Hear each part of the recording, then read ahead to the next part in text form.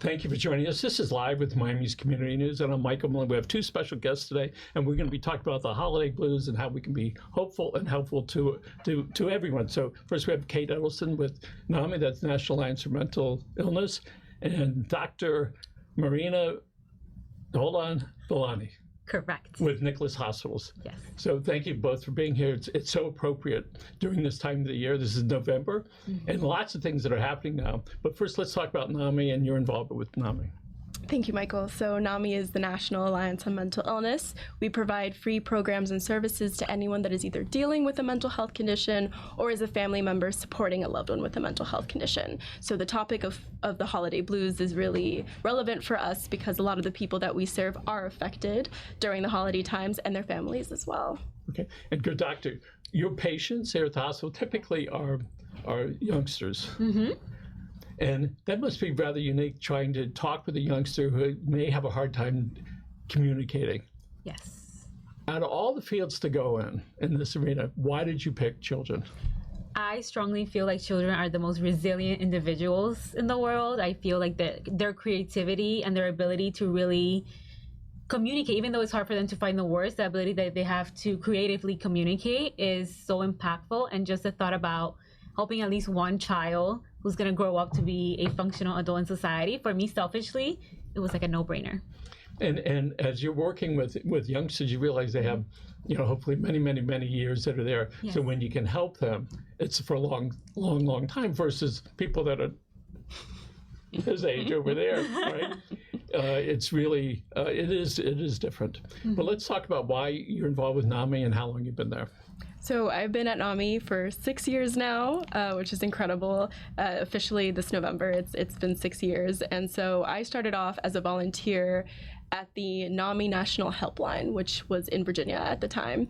And I had a lot of experiences in college with myself and with my friends, especially I had to hospitalize my college roommate and best friend who experienced her first ever bipolar episode while I was there. And the way that the schools handled it, the way that our society handled it really scared me because I felt like I didn't know what to do at all. And so coming out of that experience, I already had a lot of interest in psychology and neuroscience. I became really dedicated to wanting to help young people understand mental health because with my experiences, we hadn't been educated in high school specifically about mental health conditions, and I wanted to do something to help remedy that gap. And so volunteering at NAMI National showed me that it wasn't just me and my friends who were having a hard time, but that the entire nation was calling NAMI looking for guidance about what to do in this very situation that I had experienced. And while at NAMI National, they had a whole library of books. So between calls, I would just read all the books that were there and learn even more about people's experiences with mental health. So when I came away from NAMI National, I felt really ready to do wonderful. Something. It's amazing. So doctor, what is it that we can do, and knowing that so often the holiday blues are there, and in this case, the time frame being a little bit different. So what is it we can consciously do to deal with it? Well, I want to clarify what holiday blues are. So I was doing my research yesterday, around 64% of people and individuals that were surveyed acknowledge that they feel the holiday blues. And out of those 64, 24% is a very significant impact negatively in their quality of life. So what is holiday blues? Holiday blues is a temporary feeling of anxiety or depression that lasts through the holiday season. I just want to highlight that just because it's temporary doesn't mean that it cannot have huge impacts in an individual's mental health if they don't know how to recognize it and work through it. But you mentioned what we can do to help, right? I always tell people, try not to put too much pressure on yourself. I feel like humans nowadays put so much pressure, and the youngsters that I see, so much pressure that the holidays have to look a certain way, that we have to buy certain things, that we have to produce these very elaborate holiday parties and things like that. And sometimes we set ourselves to fail during that process of setting unrealistic expectations.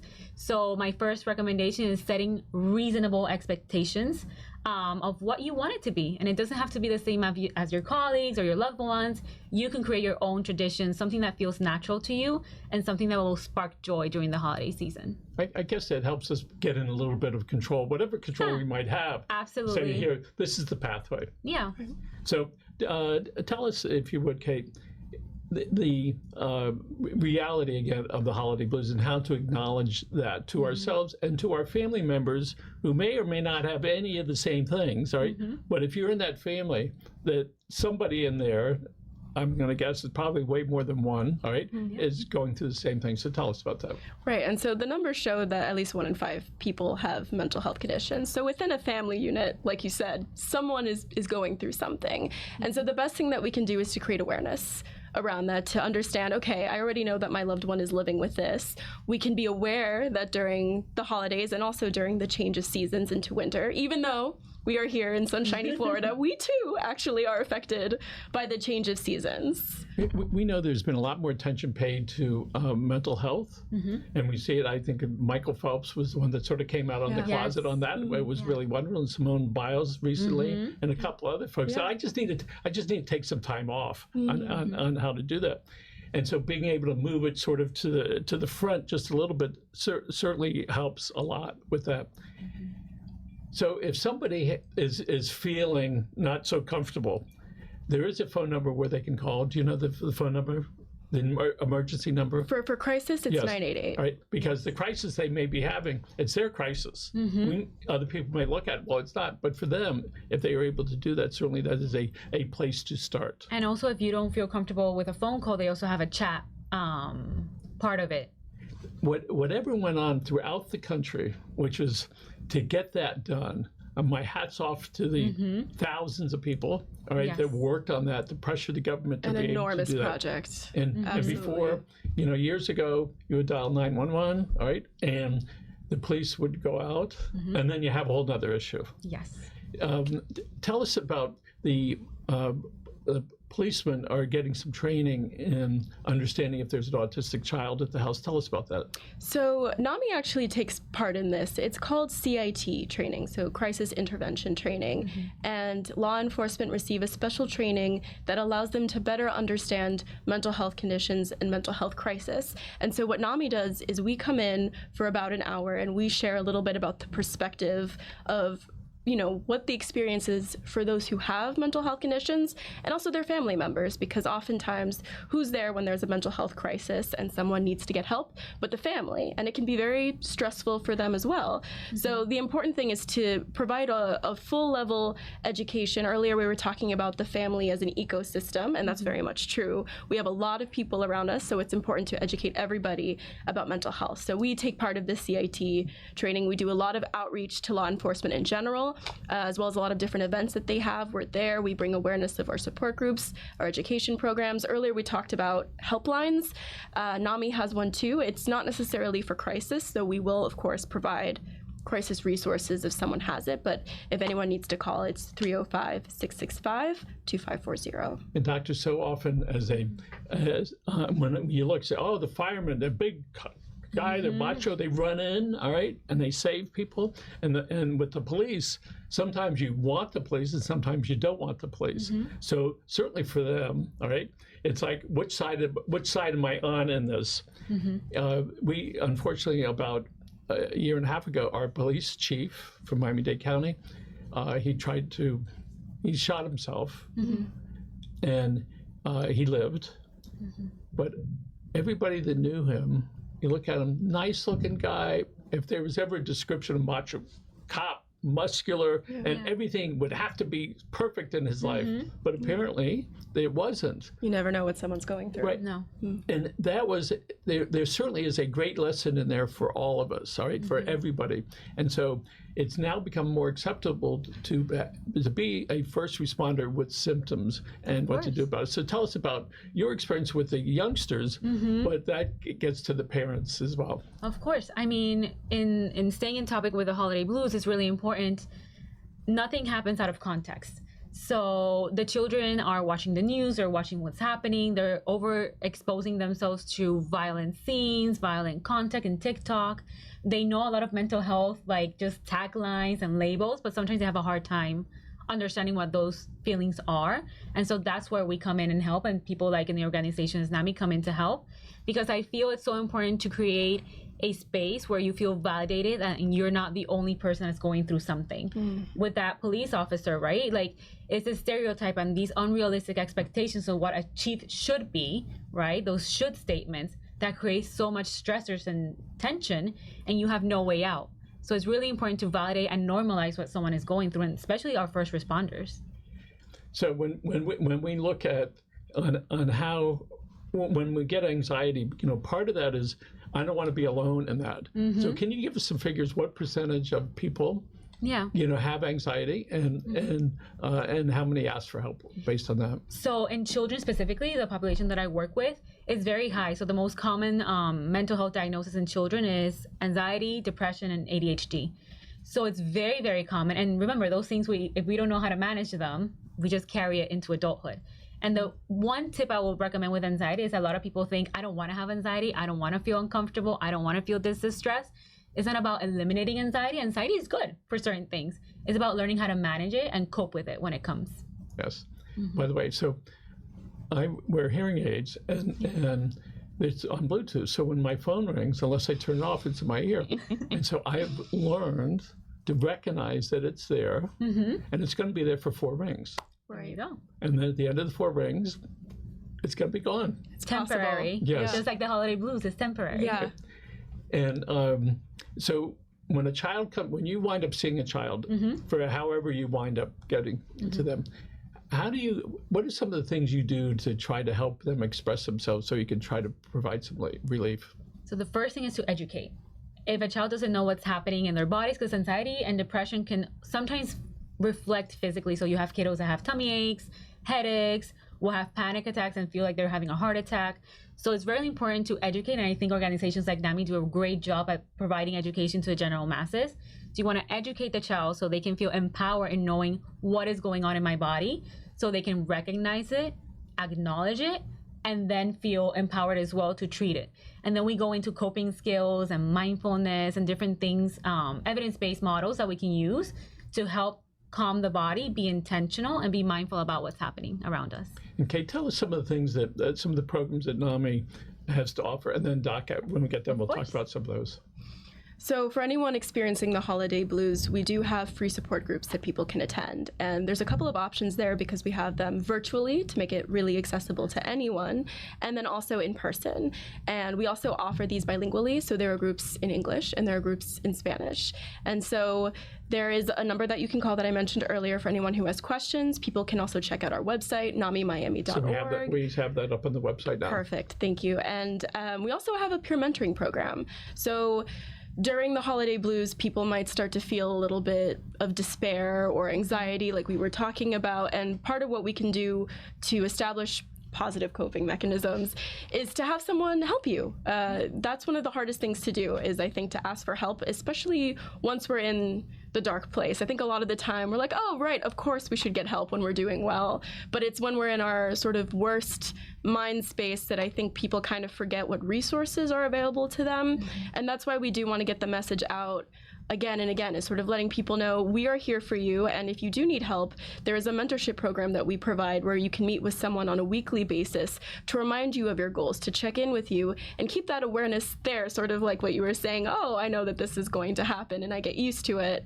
It's amazing. I used to run marathons, and I would have this self-talk when I would get a cramp. Oh, there you are. There it is. I was expecting you. Yeah. I hear you loud and clear. Instead of going, what is it? Exactly. Right.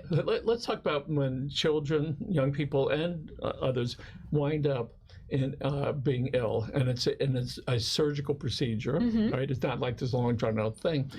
Tell us some of the trauma that occurs to them, and how can they get help for that? So if you're talking about medical procedures, let's say cancer or oncology patients, it's very traumatic. I think people think about trauma and they think about a very specific context, but trauma can be very generalized in children and in adults as well. A divorce, a medical illness, a separation, a new school, a new environment. And so medical trauma is where, again and again, this child you're displacing their normality. So what they know it's normal is no longer there, and that can create anxiety, depression, feeling isolated because they're not with their loved one or peers. So what we do to help is we have a team, specifically in our hospital, we have a team. We have child life specialists, music therapists, dog therapists, which I love, it's my personal favorite. And we have a whole community of therapists and psychiatrists that will be able to help the parents understand what's going on with their child during their medical journey, but how that medical journey can impact their mental health and how we have to acknowledge that mental health part to be able to help with the medical, because one just feeds the other. So there's none of this sergeant in the Marine Corps stuff. It's real conversations. Yeah, which can be very hard to have those real conversations. Yes. Yeah. So again, with NAMI, people can go to the website, they can get help. So this is NAMI Miami. Yes. So there are chapters across the country. Yeah. So NAMI National is a large branch that covers the entire United States. Like I mentioned, they have a national helpline.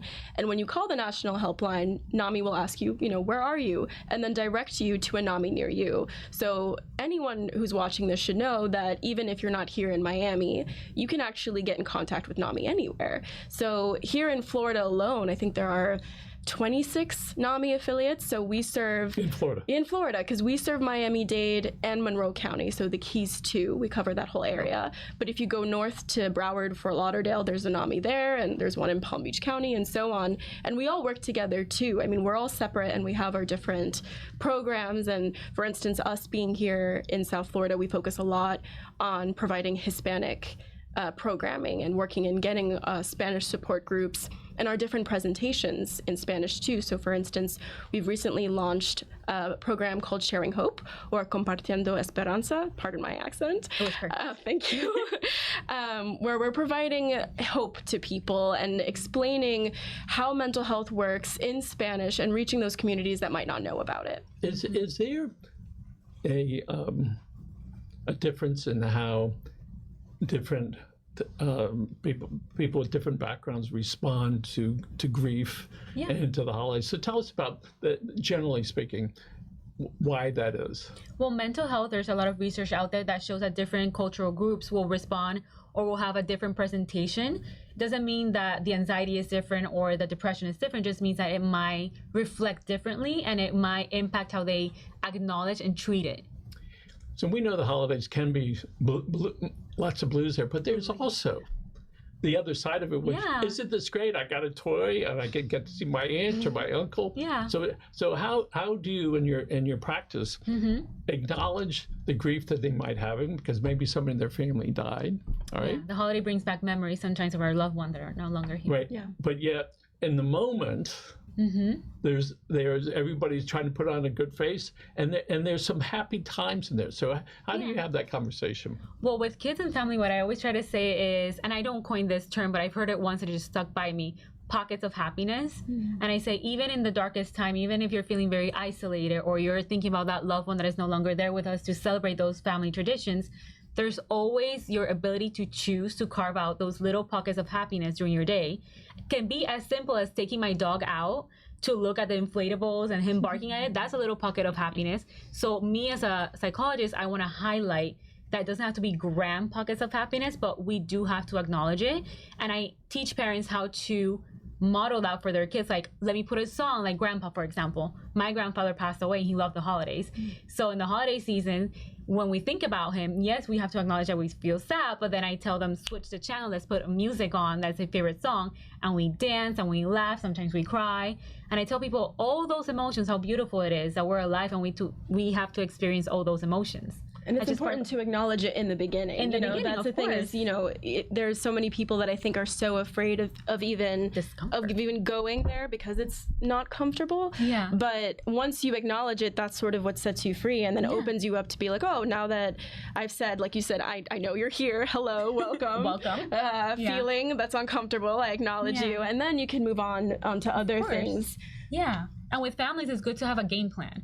Like if you just had a recent passing or you just had a catastrophic event or something like that, and you know the holiday season is going to be particularly hard, have a game plan. Make sure that you involve every family member in new traditions. Make sure that you acknowledge the sad moments and you don't try to push it away. Like, it's okay to cry. I tell parents this all the time.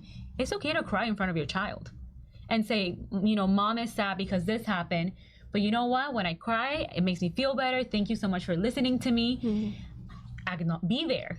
Don't try to avoid it, and then do something fun or something that sparks joy. So those are real things. When when you start crying, it's like, okay, now I'm totally in it, all right? Yes. And you go, I'm really sad about that. It's sort of like when you're sick and you throw up. Minutes after you throw up, you go, you feel so much better. Yes.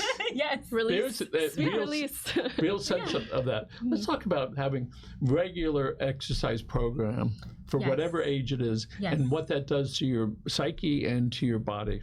Oh, it's so important. One of my biggest recommendations during the holiday blues is maintaining a sense of normalcy in your routine. And if that includes exercise, don't miss out on it. I think exercise is so important, especially for our children. You need to get out there. You need to get out of the video games and the darkness. There's a dopamine release that happens in a neurological standpoint when you do exercise, where you complete a task and you're like, you have that check your body mark. secretes certain chemicals in your body that help you feel better. Endorphins, yes, a dopamine reward system where you feel like I accomplished something that was hard today and I did it, therefore I can do hard things. It's very important. And I think with children, that energy, pent up energy, when you're not in school in the holiday season, you have those breaks, get them outside, get them. And let's talk about that time frame. 10 minutes, 15 minutes, 20, 30 minutes. How long does it typically take for the body to start saying, hey, I'm going to help you feel good. You're going to take your happy pill, through the chemicals in your body. I tell people, because it depends. If you're in a state of depression or a state of anxiety versus if you are not suffering for those things in that moment, even if you can do a 10-minute walk, that for me is enough, because you did something that you thought you couldn't do that day and you did at least a 10-minute walk.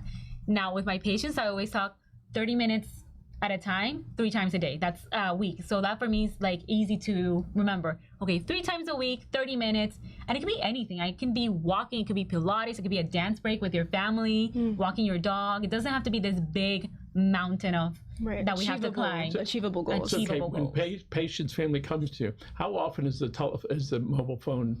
Where's that conversation? Oh, well, we get a lot of calls at our helpline, and while it is sort of a myth that, for instance, going into some of the other things that happen, that suicide increases during the holidays, that's actually a myth. It is harder for people with mental health conditions to go through that seasonal change, and so sometimes when families call us and they're like, things are getting worse, they might be in a bit of a panic.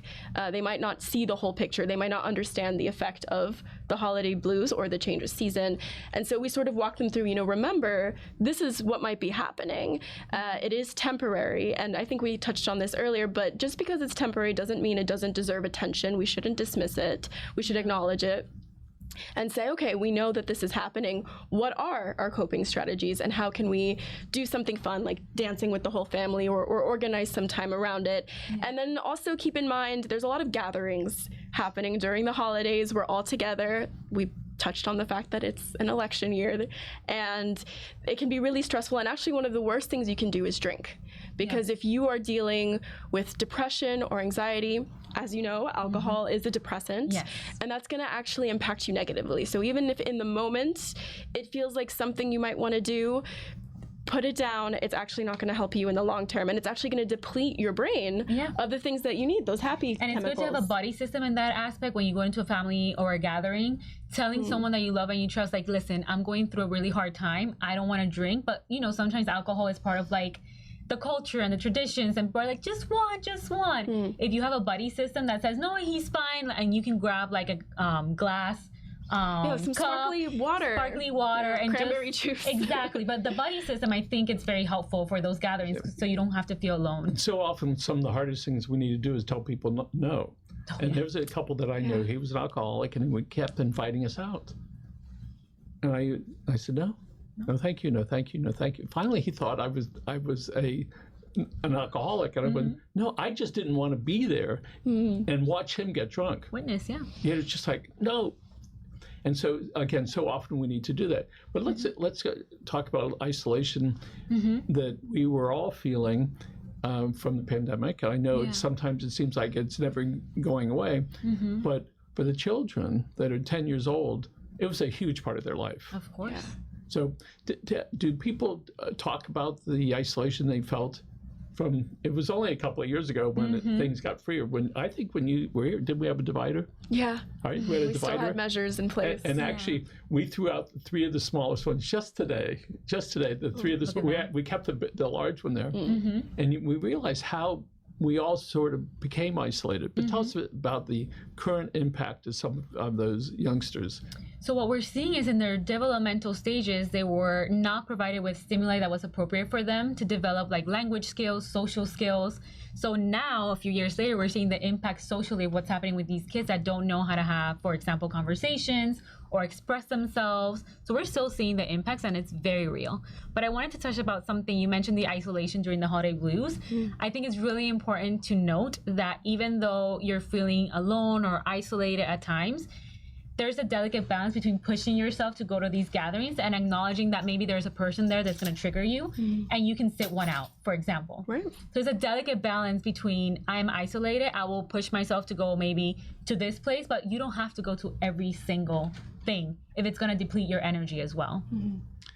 So tell us again about some of the programs that you offer at NAMI, and then when you get done, what I'm going to ask the good doctor is to talk about some of the mentors you've had in your life, and some that, whether they're alive or not, and if you feel appropriate to thank them and or use their name, that would be great. So think about it. All right. So going back to education and coping mechanisms, we do a lot of different things to help people know what it is they can turn to when they're experiencing a difficult time and what resources are available. And so we also do that through our presentations. So we have a youth-focused presentation that's for middle school and high school youth. It's how I started with NAMI. It is secretly my favorite program, but that's because when you go talk to the kids, sometimes they give you hugs and drawings of you afterwards. I actually have one framed in my office. But we go in and we talk in very basic terms. What is mental health? What are mental health conditions? Because first, to even acknowledge that mental health is a thing and that we all have it, and then to be like, okay, so short-term or long-term, you might experience some of these things, and this is when it's time to get serious. And then we connect them to resources in the schools. But because everyone who gives the presentations has lived experience, they're hearing it not from a lecture standpoint, they're hearing it from a, I've been here too, this is how it affected me, here's how I can help you. And so one of the things that we're doing right now is, it's actually great that we're doing this at this moment in time, because this is a big week for nonprofits. Why is it a big week? Oh my goodness. Funny you should bring that up. So this week is a week-long campaign done by the Miami Foundation. It's called Give Miami Day. The official day is tomorrow, Thursday, November 21st. And this is an amazing time for nonprofits because it provides us visibility of our programming. And so many nonprofits like NAMI offer free programming, and we need help to fund our programs and to let people know, of course, that we're here. And so this is the week where Miami gives back, where we look at what's important to us and we donate. And what I tell people is to treat Give Miami Day like your Etsy shopping cart, and to look at all the causes that you care about and to consider giving to them on this special week, because this is our opportunity to give back to the causes that we care about, and NAMI will be participating in that as well. I think we have a QR code. Maybe we can put that up. Tell us what's on the QR code. So it's the Give Miami Day page for NAMI Miami. Okay, so people can go there, all right, and if they're not there, they can go directly to your site and they can make a donation. Yeah. And so what we ask people to do is find a reason that's inside and to give. Yeah. Right? And just to do it as much as you can and tell somebody else to do the same. Yeah, and spread the word. You know, we're posting about it. You can find it on our social media. You can find it on our website. We'll be with the rest of the nonprofits on Thursday at Mission Control, which sounds really cool. And the mayor usually shows up, and there's a lot of fun things to do. And it's just an incredible day. So we hope everyone will participate. Okay, doctor. So what I'd like you to do, Rachel, if you could put the camera on her, that would be great. Why don't you think about people that have helped you along your journey? And again, if appropriate, you can use their name. If not, that's okay. If they're with us or they passed, and feel free to open up or not. Oh, this is my jam. First off, I think the first person that truly made me believe that I can do things as a Hispanic Puerto Rican woman was my grandfather that I mentioned previously.